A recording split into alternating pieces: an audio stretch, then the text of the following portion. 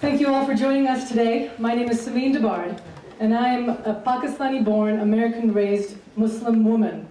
And when people usually find out who I am and what I am, there's a few questions that usually get thrown my way, which I have a feeling others of you in this room can relate to. Like, why aren't you wearing that long black rope thingy?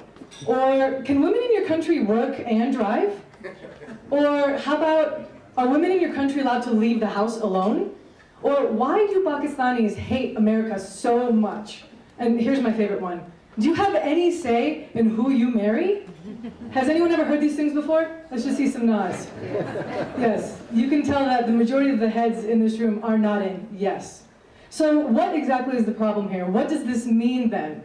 What I think this means is that we have allowed a small handful of fundamentalists who unfortunately call themselves Muslims to represent who we are.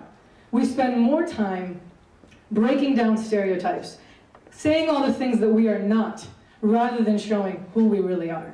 So who I really am is, like I said, born in Lahore, Pakistan. At the age of 3, in 1987, my family moved here to the great state of Colorado, leaving all 985 members of our extended family back home. I graduated from Cherry Creek High School the year that this country was viciously attacked, bringing our religion, Islam, into the limelight. I went on to CU Boulder, where I acquired a degree in business management and an American husband along the way, with my parents' blessing. So the answer to one of those questions is, yes, I did have some say in who I got to marry. Yes, you showed it.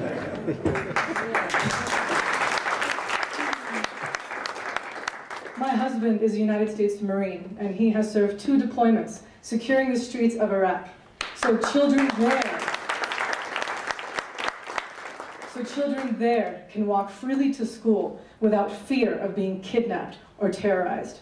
For the last 10 years, I've been working here, trying to work with the children on our streets with an organization called Smart Girl. And as the director of programs, I've worked with the poor in the projects, with the privileged in the suburbs, and I feel very, very blessed to have had that opportunity. And now I'm continuing my education, acquiring my degree, and to become a mental health professional so I can continue to impact the lives of young people today. So that's education, freedom, success, career, things that I have been so blessed to experience because of the support of my parents and what this country has given me. And I am just one example, just one story. When you look around this room, we are a community filled with women who are educators, teachers, attorneys, doctors, social workers, volunteers, and above all, mothers. So you can hear all of our stories, not just mine. So then why all of these rumors? Why all of these horrible stereotypes? Because we must stop saying all the things that we are not and start standing up for all the things that we are.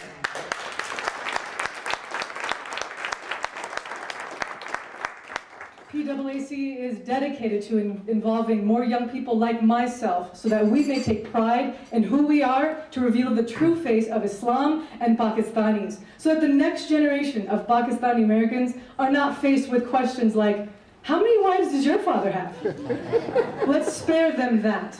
But for now, we welcome these questions. Invite people to ask you these questions, as it is an opportunity for us to clear the record and say, no, this is who we really are. And that is what PAAC is really all about. So thank you for being here while we share our mission with you.